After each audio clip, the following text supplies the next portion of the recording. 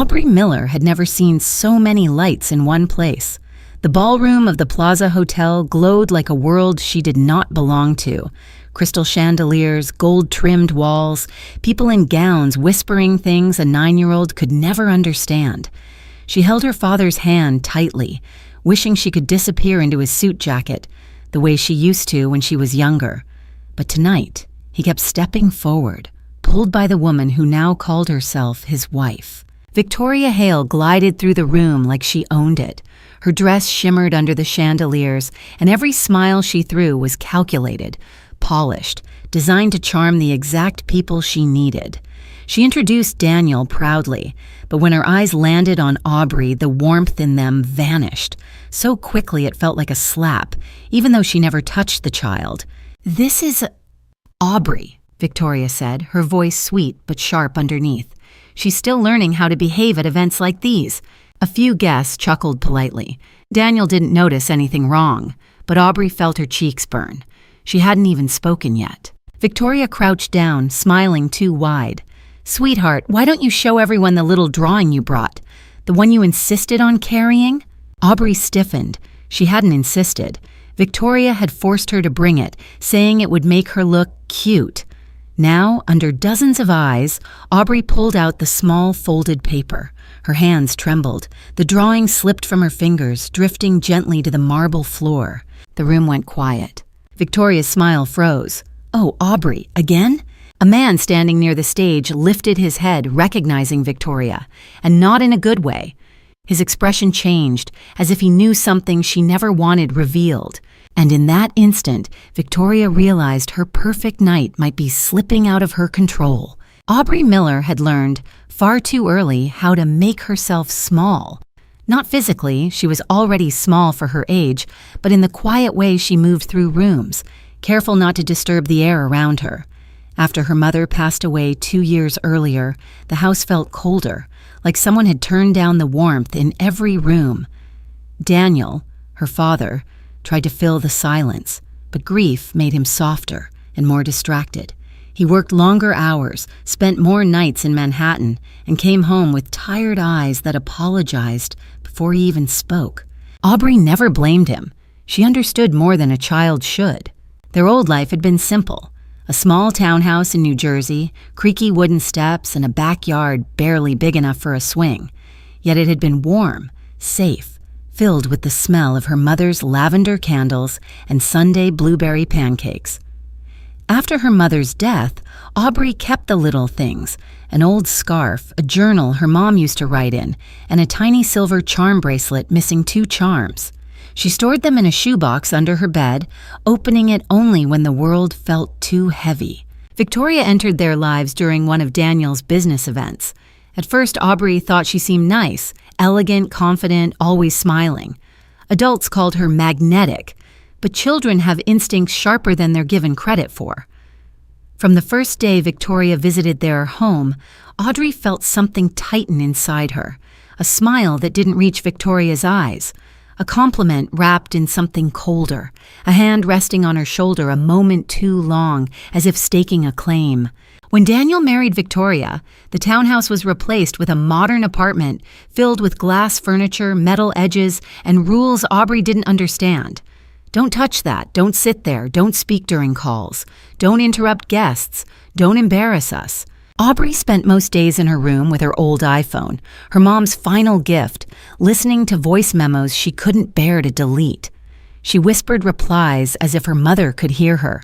But the hardest part wasn't losing her past. It was watching her father slowly not notice the small things anymore. The tightened shoulders, the hesitations, the way Aubrey stopped humming around the house. And Victoria saw that distance growing. She saw it, and she used it. But what she didn't expect was that someone else had been watching her too. The first time Aubrey stepped into Victoria's penthouse, she felt as if she'd crossed into another planet. One where everything glittered but nothing felt alive. The elevator opened directly into the living room, revealing floor-to-ceiling windows overlooking the Manhattan skyline. Cold marble floors stretched beneath her sneakers, and even her footsteps sounded wrong, too loud for a place this spotless. Victoria spread her arms dramatically. "Welcome home, sweetheart." Home. The word floated in the air like a decoration that didn't belong to her. Daniel looked impressed, almost relieved. After years of scraping by as a single father, this place must have felt like a promise. Stability, comfort, a new beginning. But to Aubrey, it felt like she'd been dropped inside one of the museum exhibits her class visited once. Beautiful, impressive, untouchable. "Your room is down that hallway," Victoria said, gesturing toward a long corridor lined with framed black and white photographs. "But stay out of the last door on the right. It's my private office. I don't like anyone entering without permission." Her tone sharpened just enough for Aubrey to feel it. Aubrey nodded quietly. She followed her father down the hallway to her new bedroom. It was stunning. White furniture, a soft rug, a window overlooking the city. But something about it felt staged, too perfect, like a room prepared for a guest who wouldn't ever stay long. "I hope you like it," Daniel said, squeezing her shoulder. She smiled for him because he needed it, not because she felt it. The following days only deepened the separation between the world she once knew and the one she'd been forced into. Victoria held brunches, cocktail meetings, charity planning sessions. People drifted through the penthouse like floating perfume. Whenever Aubrey appeared, Victoria's eyes flicked toward her with silent warnings. "Don't touch that. Fix your posture. Speak clearly when adults talk to you." But the strangest thing wasn't Victoria's rules. It was the locked door, her private office. Sometimes Aubrey heard soft thumps inside, hurried footsteps, or the faint click of drawers. And one afternoon, while passing the room, she saw Victoria rushing out, startled, holding a thick folder she quickly hid against her body. Victoria froze when she saw Aubrey. Her smile tightened. "You didn't hear anything, did you?" Aubrey shook her head, but her curiosity had already sparked. And that locked room would soon become the first crack in Victoria's perfect world. Victoria Hale did not raise her voice. She didn't slam doors, throw objects, or shout across rooms. Her power came from something quieter, precision. Every word she spoke landed exactly where she intended, and every expression she wore was crafted like a scene from a play. And slowly she began rewriting the script of Aubrey's life. It started small. Whenever Daniel came home from long days in Manhattan, Victoria greeted him with a warm kiss, a glass of wine, and a perfectly timed sigh. "I tried so hard today," she would murmur, but Aubrey seemed overwhelmed. "Maybe it's the adjustment. I don't want to pressure her, poor thing." Daniel, tired and grateful someone was caring for his daughter, nodded sympathetically. But when he wasn't around, the sweetness dissolved. "You need to try harder," Victoria would whisper, just loud enough for Aubrey to hear. "Your father is embarrassed when you don't act your age." Aubrey shrank a little more each time. Victoria began pointing out mistakes Aubrey didn't know she made. Misplaced books, a cup not aligned perfectly on the counter, her shoes not facing the right direction on the mat. She always delivered these comments with a disappointed sigh, as if Aubrey had failed an invisible test. Then the stories began. At dinners, Victoria sprinkled in remarks like, "Aubrey had a hard time following instructions today. She seems distracted, maybe even defiant. She snapped at me this morning, didn't you, sweetheart?" Aubrey's eyes widened every time. She hadn't snapped, she hadn't argued, she hadn't done anything wrong. But Daniel didn't know that, and Victoria knew he didn't know. One evening, Aubrey overheard them talking in the kitchen. Victoria's voice was soft, trembling slightly for effect. "I'm worried, Daniel. What if she's acting out because she never processed her mother's death? What if she resents me? I want to help her, truly, but she pushes me away." A lie wrapped in concern, a trap disguised as love. Daniel sighed heavily. "I'll talk to her." And that night he did, gently but firmly, leaving Aubrey confused, hurt, and too afraid to explain the truth. Victoria watched from the hallway, arms crossed, a quiet smile playing on her lips. She believed she had everything under control, but she didn't know that someone besides Aubrey had heard every word she said. The charity brunch at the Manhattan Cultural League was the kind of event Victoria lived for. Linen-draped tables, waiters in crisp uniforms, women comparing designer heels, and photographers drifting like hummingbirds. It was a place where reputations were polished, deals were whispered, and appearances mattered more than truth. And, of course, she brought Aubrey, not because she wanted the girl there, but because she wanted the image. Aubrey walked a half step behind her, clutching the sketchbook she always carried. Drawing calmed her. It made the world quieter. Daniel thought it was healthy, a way for her to express those feelings she never spoke. Victoria, however, saw it as childish clutter. The moment they entered the main hall, Victoria's smile appeared, wide, elegant, fake. She introduced Daniel to board members, complimented donors, and rested her hand delicately on his arm. Meanwhile, Aubrey stood silently to the side, wishing she could vanish into the wallpaper. Then came the moment Victoria had been waiting for. A brunch organizer approached and cooed at Aubrey, "Oh, sweetheart, do you draw? That's adorable." Before Aubrey could answer, Victoria laughed softly. Adorable, yes, but terribly distracting. She insists on carrying that little book everywhere. I keep telling her events like this are not for childish stuff. The comment drew polite laughs. Aubrey's chest tightened. She looked at Daniel, but he was deep in conversation. "Why don't you show everyone what's inside?" Victoria said suddenly, her voice sweet but edged like glass. Aubrey froze. I don't want to." Victoria crouched down, lowering her voice so only Aubrey could hear.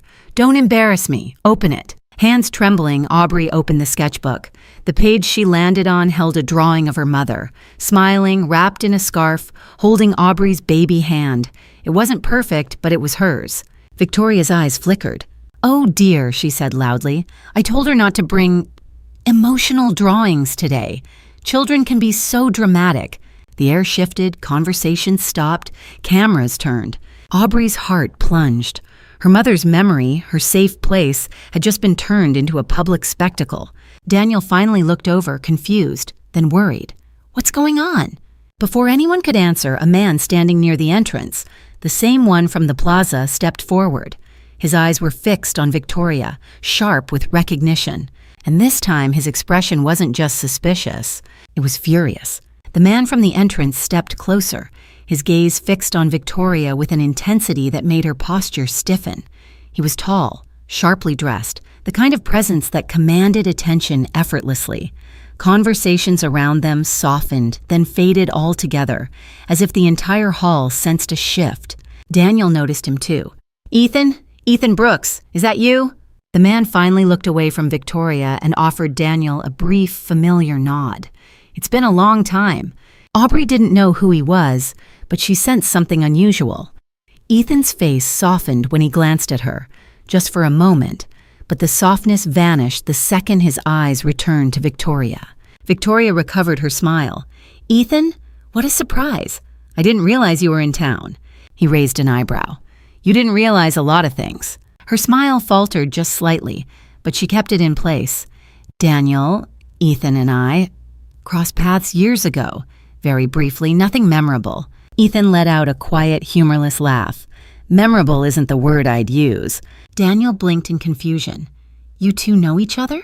Victoria stepped forward quickly. "Hardly. It was a long time ago." "A long time," Ethan interrupted, "but not long enough for me to forget the kind of person she is." The room tensed, energy crackling like static. Even the waitstaff slowed their steps. Victoria's jaw tightened. "Ethan, this is neither the time nor the place." Ethan ignored her and crouched slightly to speak to Aubrey, his voice gentler than anyone expected. "I saw what happened earlier. You didn't do anything wrong." Aubrey's throat tightened. No one had said that to her in months. Daniel frowned, now watching Victoria more closely. "What is he talking about?" Victoria placed a hand on Daniel's arm. "Honey, please, he's confused. This is not appropriate." But Ethan straightened and looked directly at Daniel. "She's not confused, and neither am I." A beat passed. Then he added, quietly but clearly, "Daniel, you need to pay attention to what's happening to your daughter." The words landed like a stone dropped into still water, rippling outward, impossible to ignore. Daniel stiffened. "What are you implying?"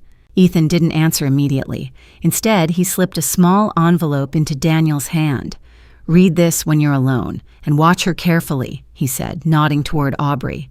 Victoria's face drained of color, because she knew exactly what was inside that envelope, and who else could expose her. Over the next week, the atmosphere in the penthouse thickened. Tight, heavy, impossible to breathe through. Daniel grew quieter, more observant. He watched Aubrey more closely. He watched Victoria even closer, and Victoria noticed every second of it, which meant she needed to act fast. One afternoon, Aubrey came home from school to find Victoria standing in the living room holding a velvet Cartier box. The box looked expensive enough to belong behind glass in a museum. Aubrey froze. "You know what this is?" Victoria asked, voice silky. Aubrey shook her head. "It's Daniel's anniversary gift to me, a unique piece, irreplaceable." She lifted the lid just enough for Aubrey to see the shimmering watch inside. Elegant, silver, ice cold. "I treasure it." Aubrey nodded, unsure why she was being told this. Victoria stepped closer. "I'm going to leave it right here."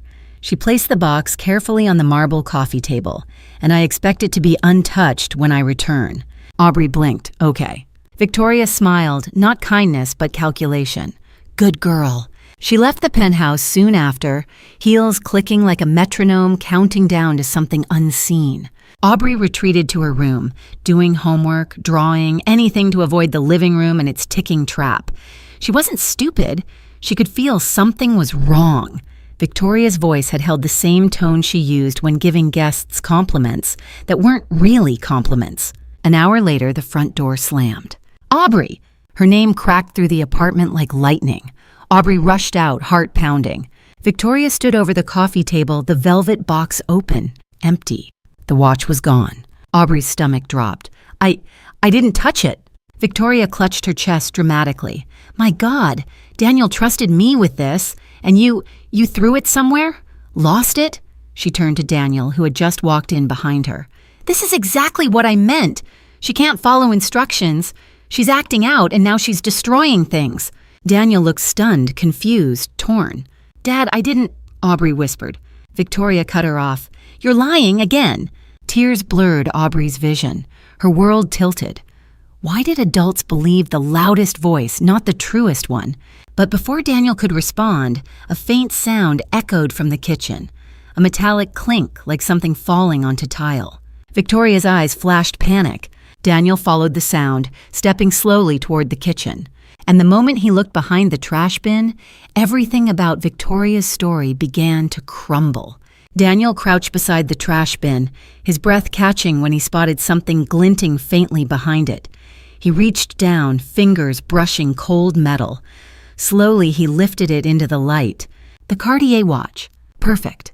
Untouched. Definitely not lost, and certainly not misplaced by a 9-year-old. Daniel turned toward Victoria. Confusion carved deep in his face. Why was it back here? For a brief, unguarded second, panic flickered across Victoria's expression. She quickly masked it with outrage. "Daniel, you know how children can be. She must have panicked and thrown it." "I didn't," Aubrey cried, her voice cracking. "I never went near it." Daniel's gaze shifted between them, something inside him slowly shifting. "Victoria, did you move it?" Her eyes narrowed. "Are you accusing me of lying?" "I'm asking," he said quietly. She scoffed, wounded. "Unbelievable, after everything I've tried to do for her." Ethan's warning echoed in Daniel's mind. "Pay attention to what's happening to your daughter." He hadn't opened the envelope Ethan gave him yet, but suddenly he felt the weight of it in his coat pocket as if it were tugging at him. A tense silence thickened the room. Victoria broke it first. "Daniel, she needs discipline. This little accident proves she doesn't respect boundaries." Aubrey's lips trembled. "Daddy, I didn't do anything." Hearing the word daddy, a word she rarely used now, hit Daniel harder than he expected. He knelt, lifting Aubrey's chin gently. "Tell me exactly what happened." She swallowed. "Victoria told me not to touch it, so I didn't. I stayed in my room." Victoria folded her arms. "Children lie when they're scared." Daniel didn't look away from Aubrey. "Have you ever lied to me about something important?" Aubrey shook her head. Victoria stepped forward sharply. "Daniel, you can't seriously be considering her story over mine." But Daniel wasn't answering her anymore. He stood slowly, expression unreadable. "I need air." He walked toward the balcony, gripping the envelope in his pocket without pulling it out. The city lights reflected in the glass like scattered stars, but his reflection looked heavier than ever. Behind him, Victoria hissed under her breath. "You're twisting him against me. You think you're innocent, little girl. You have no idea what I can—" She stopped abruptly when she noticed Daniel turning back toward them. He hadn't heard the words, but he had heard her tone. And for the first time, doubt wasn't just growing. It was taking root. 2 nights after the Cartier incident, the tension in the penthouse had turned into something almost physical. Aubrey felt it pressing on her chest, following her down hallways, lingering outside her bedroom door. Daniel was quieter than usual, watching everything with an intensity he didn't bother hiding anymore. Victoria noticed, and she hated it. That evening, a winter storm swept over Manhattan, sharp winds rattling the windows. Daniel received a late call from work and rushed out, leaving Aubrey and Victoria alone. The moment the door closed, the apartment seemed to shrink. Victoria stood by the fireplace, swirling a glass of wine. "You've been very troublesome lately," she said, voice soft but icy.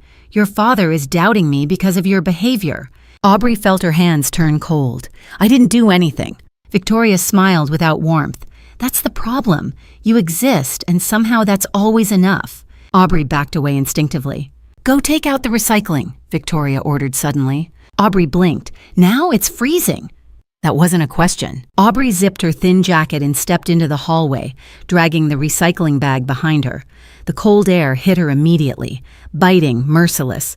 She dropped the bag in the chute and turned back toward the penthouse door. She tried the handle. It didn't move. She tried again. Locked. Her heartbeat spiked. She knocked softly. "Victoria?" Silence. She knocked louder. "Victoria, it's cold, please." She wasn't answered. Instead, she heard the faint click of the deadbolt from the other side. Panic rose in her throat like water filling a sinking boat. She hugged her jacket tightly, shivering as the hallway vents blasted frigid air. Minutes dragged by, long and terrifying. Then, a door down the hallway opened. Mr. Greenfield, the elderly neighbor from 10B, stepped out with his dog. He frowned immediately.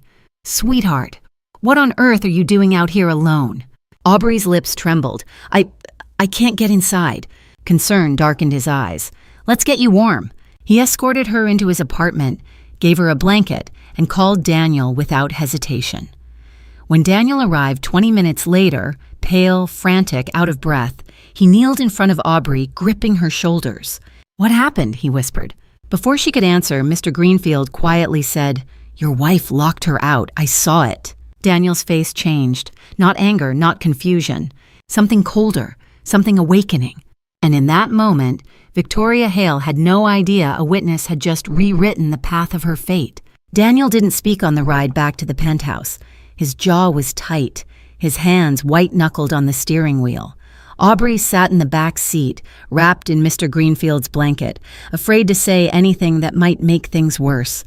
She could feel something shifting inside her father, some invisible thread between belief and denial finally snapping. When they reached the penthouse, Daniel unlocked the door. Victoria stood in the living room, casually flipping through a magazine, acting as if nothing unusual had happened. "Oh, good, you're back," she said lightly. "I was just about to call." "Don't," Daniel snapped. Victoria looked up, startled. "Excuse me?" Daniel stepped forward, voice low but sharp. "Why was my daughter locked outside in the hallway?" For a moment, Victoria didn't blink. Then she let out a soft, rehearsed laugh. "Daniel, darling, is that what she told you? Kids exaggerate. She must have stepped out without closing the latch properly." "I saw the deadbolt engaged," Daniel said. Victoria's eyes flickered. "Well, maybe she—" "And Mr. Greenfield saw you close it." That hit her like a slap. Victoria's fingers tightened on the magazine until the edges curled. "She misunderstood," she insisted quickly. "She's been emotional lately. I've been worried about her mental state. In fact—" She crossed the room and opened a drawer, pulling out a folder thick with papers. "I've been documenting her behavior. I spoke with a counselor. They believe she may have underlying issues, unprocessed trauma, mood swings, irrational fears." Aubrey's breath caught. "That's not true!" Victoria gave her a pitying smile. "Sweetheart, you didn't think I wouldn't try to help you, did you?" Daniel took the folder. Inside were notes, pages of fabricated incidents, dates, descriptions, even a printed email exchange with a counselor Aubrey had never met. It was a carefully curated narrative painting his daughter as unstable. Aubrey felt the room tilt. Victoria hadn't just manipulated moments. She'd been building a case. Daniel closed the folder slowly. "You're telling me my daughter locked herself out into freezing temperatures as part of her irrational behavior?" Victoria nodded, relieved he seemed to be considering it. Exactly. I'm trying to protect... Daniel held up a hand. Stop talking. Victoria froze. He looked at Aubrey, then at the folder, then back at Victoria with an expression she had never seen on him before. Pure, focused suspicion. Then he walked to his coat, pulled out Ethan's envelope, and set it on the table. Looks like I'm not the only one who's been trying to understand what's really going on. Victoria's face drained, because whatever she had written, Ethan had already written more. 2 days later, Daniel received an unexpected invitation. The Hale Family Foundation's Winter Gala, one of the most prestigious charity events in Manhattan. Victoria had planned to attend alone, but Daniel insisted they all go, together. His voice held no warmth when he said it. Victoria sensed danger but couldn't refuse without looking suspicious. The ballroom sparkled under chandeliers, a sea of designer gowns and diamond earrings. Cameras flashed, reporters murmured, and sponsors greeted guests with the kind of polished smiles that hid sharp judgment. It was Victoria's natural habitat, a place where she shined most brilliantly. Tonight, however, her confidence felt brittle. Daniel held Aubrey's hand as they entered, something he hadn't done in months. People noticed. Victoria noticed. Her smile tightened. Let's not make a scene, she hissed under her breath.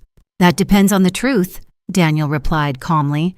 Before she could respond, the familiar voice of Ethan Brooks cut through the air. Well, the perfect family. Victoria went rigid. Ethan stepped closer, giving Aubrey a gentle nod before turning to Daniel. Are you ready for that conversation? Daniel reached into his jacket and pulled out Ethan's envelope, the one he had opened last night. Inside had been photos, documents, and statements from people who had crossed paths with Victoria over the years, patterns of emotional manipulation, accounts of calculated cruelty, and one chilling document, a restraining order filed by a family she once worked for, citing psychological harm toward a minor. Victoria's smile didn't just falter, it collapsed. Daniel, she whispered, whatever he showed you, it's fabricated. All of it. Ethan laughed softly. Still lying. Impressive, really. Guests began to notice the tension. Phones discreetly lifted. Conversations paused. The air shifted like a storm forming. Daniel stepped forward. Victoria, care to explain why a family in Connecticut accused you of emotionally harming their child? Or why you failed to mention your employment ended because of an investigation? Her throat bobbed. That was years ago. Irrelevant. Ethan shook his head. Patterns are rarely irrelevant. Aubrey clung to Daniel's arm, heart pounding, unsure whether to feel terrified or hopeful. Victoria's composure cracked. Daniel, please. But Daniel raised a hand. We're not done. Before anyone could react, the event's lead organizer approached the stage. Ladies and gentlemen, she announced into the microphone, we have a special video presentation tonight. Victoria froze, because she knew exactly which cameras she'd overlooked. And the footage about to play would end the version of Victoria Hale the world once believed in. The ballroom's lights dimmed as the projector flickered to life. Guests turned toward the massive screen, murmuring with polite curiosity. Victoria, however, stood frozen, her fingers twitching, her breathing shallow. She knew the truth long before the first frame appeared. The video opened with lobby footage from the Plaza Hotel, time-stamped 3 weeks earlier. There was Daniel greeting guests, Victoria smiling perfectly, and then, in crystal-clear clarity, the moment she bent down toward Aubrey. The audio was faint, but her tone was unmistakable, sharp, cold, humiliating. Hold the drawing properly. Don't embarrass me. Gasps rippled across the ballroom. Victoria stepped forward. Stop the video. This is taken out of context. But the next clip began instantly. The charity brunch at the Manhattan Cultural League. Victoria's voice echoed through the speakers. Children can be dramatic. She brought an emotional drawing. I told her not to. More gasps. Some guests exchanged horrified looks. Aubrey clung to Daniel's arm, trembling. Not because she was scared, but because someone else was finally seeing what she had lived with silently. Victoria's voice rose. Turn it off! I won't allow this! But the organizer shook her head. The board approved this presentation. Complaints were filed by multiple witnesses. We were asked to investigate. Then came the final footage, the hallway camera outside their penthouse. Aubrey standing alone in her thin jacket. knocking, waiting, shivering, and then Victoria's hand reaching out, turning the deadbolt. A chilling silence fell. Daniel's face hardened with every passing second. He wasn't doubting anymore. He was seeing. Victoria spun toward him, frantic. "Daniel, listen to me. She staged it. She wants to turn you against me. Children manipulate. It's common." Daniel stepped back as if her words were poison. "I don't recognize you." His voice wasn't loud, but it carried more finality than a shout. Aubrey felt something warm, Daniel's arm circling her shoulders protectively. Ethan stepped forward. "Victoria, your past finally caught up." Victoria's breath hitched. "You orchestrated this. You and that child." Ethan's eyes narrowed. "Careful." People were watching, recording, whispering. Her kingdom, the world of glittering chandeliers and curated charm, was collapsing around her heels. Victoria staggered back, shaking. "Daniel, please, don't do this. I can fix everything. Daniel's stare was cold. "We're going home without you." The ballroom seemed to exhale as he guided Aubrey away. And for the first time, Victoria realized she had lost the one thing she never imagined she could: control. The ride home from the gala was silent, but not the fearful kind of silence Aubrey had grown used to. This silence felt different, like the air before sunrise, heavy but full of possibility. Daniel kept glancing at her in the rearview mirror, his eyes soft with guilt, anger, and something else she hadn't seen in a long time: determination. When they reached the apartment, Daniel didn't ask her to go to her room. Instead, he said quietly, "Come sit with me." Aubrey followed him to the living room, unsure, her hands trembling slightly. Daniel took a breath. "There's something I want to give you. I didn't know when the right moment was, but maybe this is it." He left for a moment and returned holding a small wooden box, smooth, worn at the edges, familiar. Aubrey gasped. "Mom's box?" Daniel nodded, placing it gently in her lap. "I wasn't sure you were ready, but you've been stronger than anyone I know." Aubrey lifted the lid with trembling fingers. Inside were photos, a worn scarf, her mother's bracelet, and one more thing she had never seen: a sealed envelope labeled in her mother's handwriting. For Aubrey, when she needs it most. Her eyes stung instantly. "Daddy?" Daniel whispered. "I didn't open it. I thought, tonight you might want to." Aubrey carefully slid out the letter, unfolded it, and began to read. Her mother's handwriting flowed softly across the page. "My sweet girl, if you are reading this, life has felt heavy, too heavy for a child. I'm sorry. I want you to remember something important. Your heart is good, your truth is steady, and no matter who tries to make you small, you are never alone. People may come into your life pretending to protect you, but not everyone who smiles wants the best for you. Trust your voice, trust your instincts, and trust that your father loves you, even when he is lost. One day, the truth will shine so brightly that no lie can survive it. Hold on to yourself. I love you endlessly." By the time she finished, tears blurred the ink. Daniel's voice cracked. "Your mom. She knew how brave you'd be." Aubrey leaned into him, letting him hold her the way he used to. Strong, protective, certain. The letter felt like a lighthouse in the storm. For the first time, Aubrey believed the chaos wasn't her fault. She wasn't the problem. But upstairs, behind a locked door, footsteps pounded. Victoria was home, and she had just discovered the one thing she feared more than exposure: being replaced. Victoria's heels hit the marble staircase like gunshots. Sharp, uneven, furious.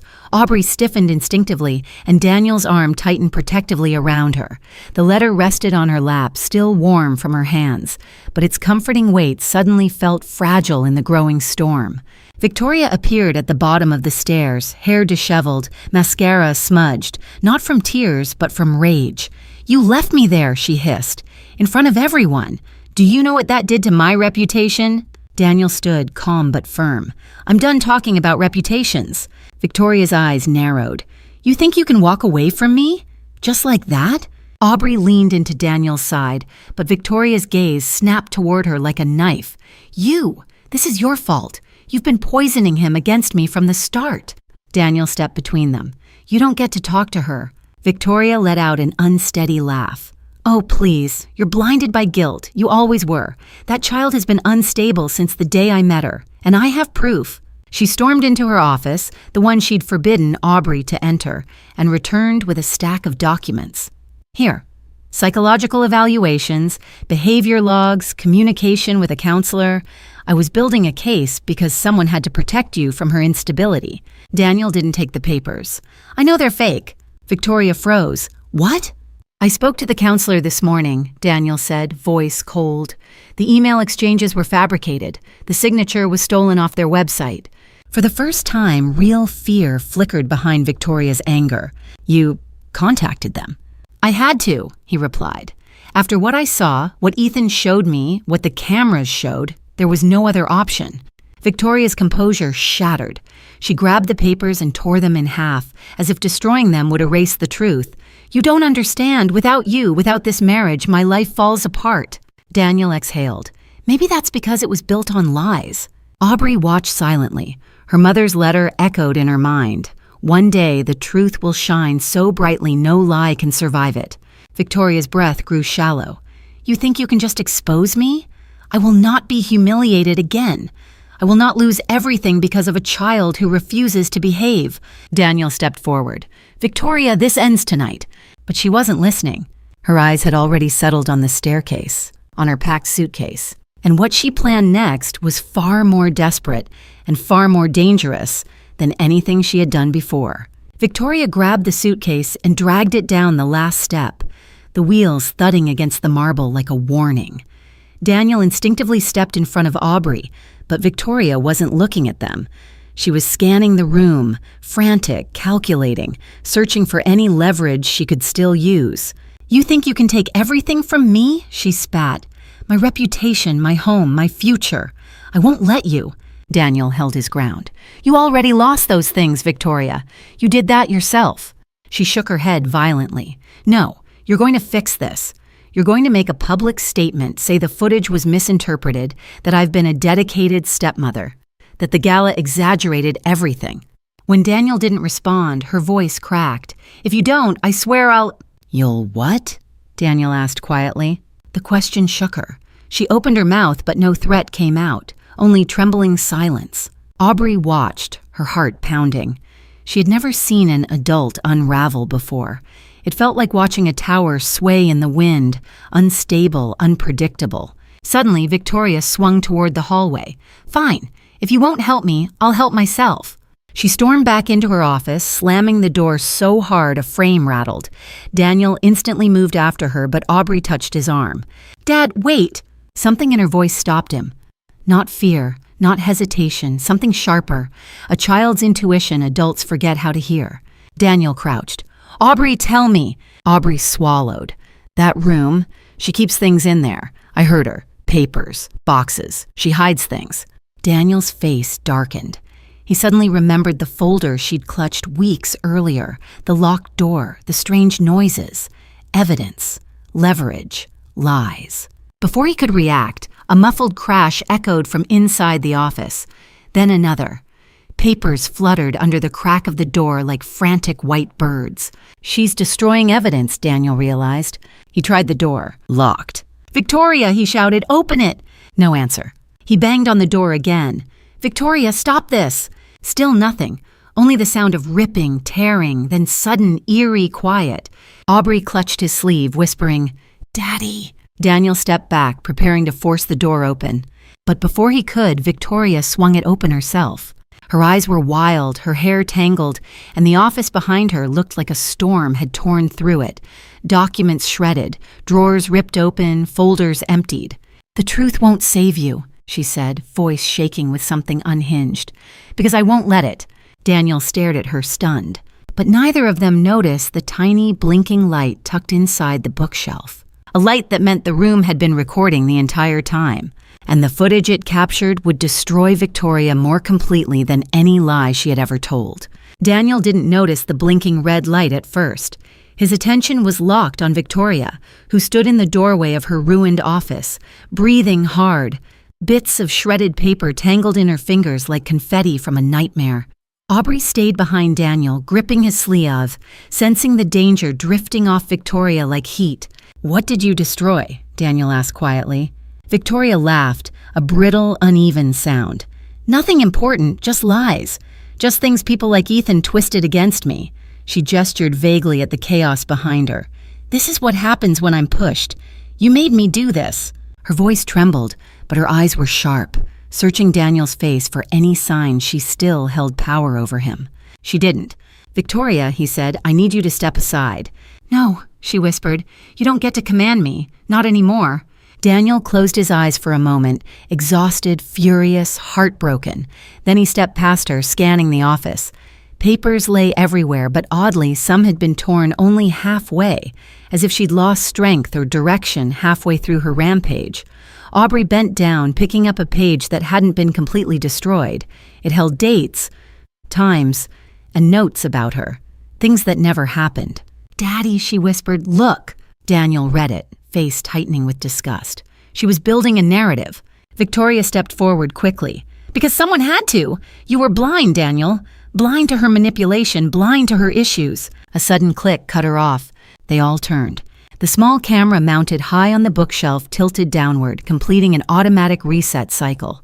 That tiny red light blinked again, recording, storing, preserving everything. Victoria went still, dead still. Daniel stepped toward the device, disbelief washing over him. This records the office. Victoria's throat bobbed. It was for security. You recorded all of this.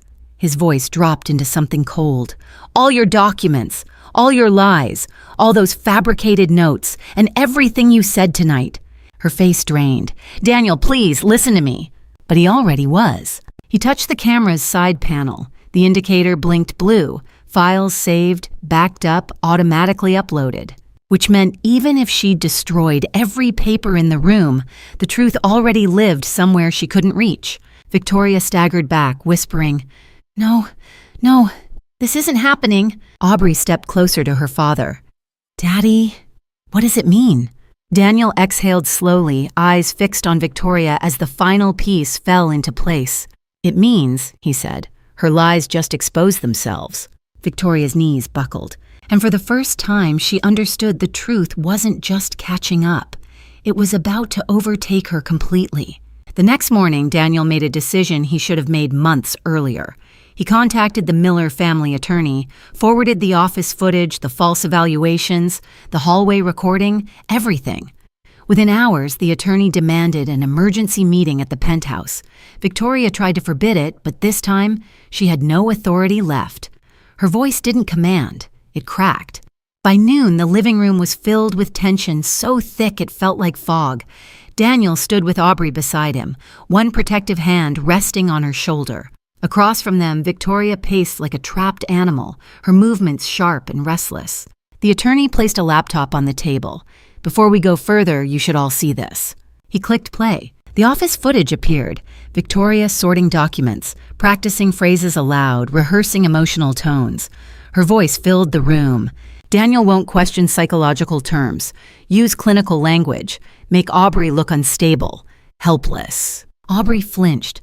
Hearing those words spoken so casually about her made her chest ache. Victoria lunged toward the laptop. Turn that off! The attorney held her back with a firm hand. Mrs. Hale, this footage is irrefutable.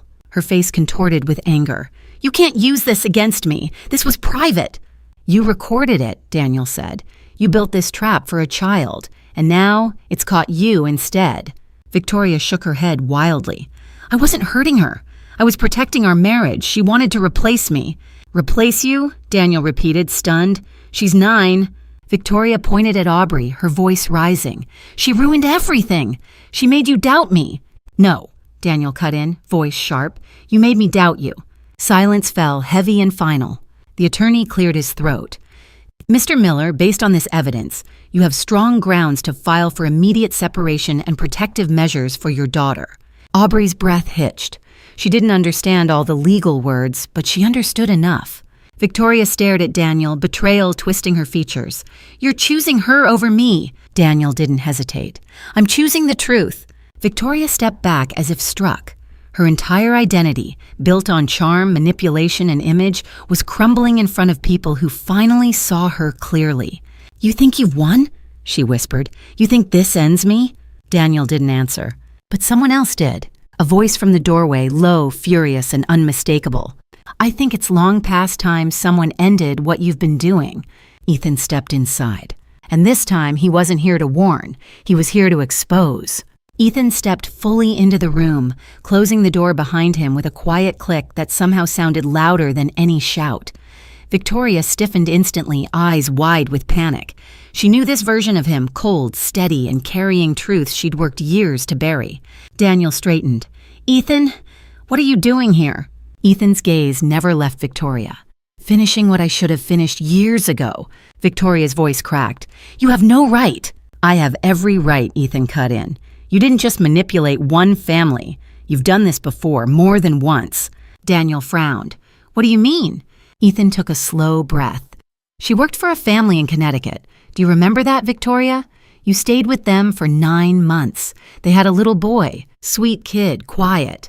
You convinced the parents he was unstable, that he needed management. You isolated him from everyone, even his teachers." A tremor ran through Aubrey's small body. Daniel whispered, "Dear God." Victoria shook her head violently. "They were delusional. They misunderstood." "The court didn't think so," Ethan said, pulling out a document. "They filed a restraining order and a formal complaint of emotional harm. But you ran before the case escalated. Changed states, changed your last name for a while, didn't you?" Victoria stumbled back, jaw trembling. "You're twisting everything." "Really?" Ethan opened his phone. "Because I spoke to that family yesterday. They're willing to testify. They recognized your voice from the gala footage. They cried when they heard it." Aubrey felt Daniel's hand tighten around her shoulders, grounding her. Victoria's voice dropped to a terrified whisper. "Ethan, don't do this. Please, you don't understand what will happen to me." Ethan stepped closer. "I understand perfectly. You built your whole life on hurting people who couldn't fight back, and this time you went after a child who finally had someone paying attention." Victoria's eyes flicked desperately to Daniel. "You believe him? Over me?" Daniel's answer was steady. "I believe the evidence." Victoria's breath hitched. "Daniel, if you take this to court, I lose everything." He met her eyes with a calm she'd never seen before. "You already have." Her composure shattered. "You think you're saving her? You're destroying me." Ethan spoke quietly. "No, Victoria, you destroyed yourself." And for the first time, a sound left Victoria that wasn't rage or calculation, but raw, hollow fear. Because the truth was no longer coming. It was already here. Victoria's breathing turned shallow, erratic, as if the walls of the penthouse, the one she once ruled, were closing in on her. She backed away from Ethan, from Daniel, from the attorney, from the truth itself. For the first time, there was no script for her to perform, no polished smile to hide behind, no audience willing to admire her. Only consequences. Daniel crossed his arms. "The attorney has already filed for an emergency separation and temporary protective measures. By tomorrow morning, you'll receive formal notice." Victoria's lips trembled. "Daniel, please. I can explain everything. I was under stress.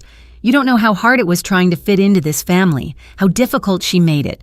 Aubrey flinched, and Daniel stepped protectively in front of her. "Stop. You don't get to blame her again. Not anymore." Ethan added, "We also forwarded the office footage to the Connecticut family and to the investigator who handled your previous case. They reopened it an hour ago." Victoria's eyes shot wide open. No, they can't do that. That was sealed." "Not when there's new evidence," Ethan said calmly. "Not when there's a pattern." Victoria shook her head in disbelief, tears finally spilling. Not out of remorse, but pure self-preservation. "You're all trying to destroy me. You don't know what you're doing." Daniel's voice remained steady, painfully calm. "No, Victoria, we're finally stopping you." The attorney placed a folder on the table. "Mrs. Hale, you'll be required to leave the residence today. A law enforcement escort is available if needed." Victoria stared at the folder as if it were radioactive. "You're kicking me out? Of my home?" "This was never your home," Daniel replied. "You treated it like a stage, and Aubrey like a prop."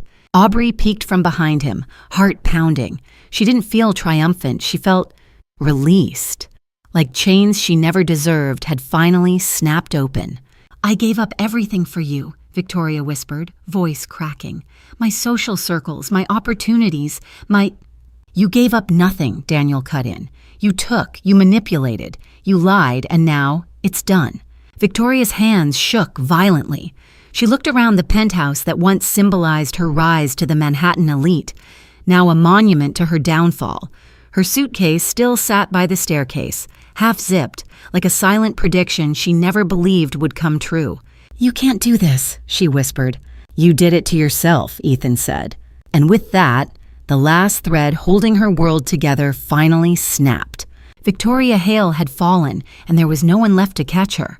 Victoria Hale's departure from the penthouse was nothing like the dramatic exits she used to perform at Manhattan galas. There were no cameras, no applause, no admirers pretending to envy her, only the hollow echo of her heels against the marble floor as she wheeled her suitcase behind her, escorted by a building security officer who kept a careful, professional distance. She didn't look back. Daniel closed the door the moment she crossed the threshold, not with anger, but with finality. A soft click, and the storm that had consumed their lives for months finally broke. Silence settled over the apartment, warm this time, gentle, real. Aubrey stood in the middle of the living room, unsure of what to do. Her father approached slowly, kneeling down so their eyes met. "I'm so sorry," he whispered, "for not seeing sooner, for not listening, for letting someone make you feel small." Aubrey shook her head, tears filling her eyes. "I just wanted you to believe me." Daniel pulled her into a tight embrace, the kind she had forgotten he was capable of. Steady, safe, full of love. "I believe you now, and I'm never letting anyone come between us again." Ethan stepped forward, giving them space, but smiling softly. "The attorney will handle everything. She won't be able to come near Aubrey, or you." Daniel nodded gratefully. "Thank you for everything." "Don't thank me," Ethan replied. "Just take care of her." In the days that followed, the penthouse transformed. The coldness lifted. Rules meant to intimidate disappeared. Aubrey's drawings returned to the refrigerator door. Laughter began filling the empty rooms. Daniel worked fewer hours, picked her up from school, learned how she liked her hot chocolate again. They visited bookstores, walked through Central Park, and talked, really talked, for the first time since her mother passed. One quiet afternoon, Daniel handed Aubrey a small envelope. "There's something I applied for weeks ago. I wasn't sure you'd want it." Inside was an acceptance letter to an art academy in Manhattan, a youth program for talented young artists. Her drawings, the ones Victoria called childish, were praised by professionals. Aubrey's eyes filled with startled joy. "Dad, really?" "Your mom would be so proud," he whispered, and she believed him. That night, Aubrey placed her mother's letter beside her sketchbook, knowing she would carry both into her new life, a life defined not by fear, but by healing, truth, and possibility. As for Victoria Hale, her social circle severed ties, her past reopened, opportunities vanished, and every lie she had crafted became the foundation of her public collapse. Justice had arrived, quiet, steady, undeniable. And in its light, Aubrey finally stepped into the childhood she had always deserved. And just like that, our story comes to a close. You're still here with us, right? If you've stayed until this moment, it means something in this journey touched your heart in a real human way. Maybe it reminded you of the strength it takes to speak up, or the courage it takes to believe in your own truth even when others try to silence it. As Marcus Aurelius once wrote, "The soul becomes dyed with the color of its thoughts." Aubrey chose honesty, patience, and resilience, and those choices shaped her path toward healing. Her story reminds us that protecting our peace is not selfish, standing for truth is not dramatic, and healing is not weakness. It's strength, quiet, steady, unshakable strength. If this touched you, even a little, let us grow this space together. Hit the like button so the message reaches more people. Share it with someone who might need this today. And of course, subscribe to the channel so you never miss a story that speaks to the heart. Thank you for being here, truly. Let's keep choosing truth, choosing healing, and choosing courage, one story at a time.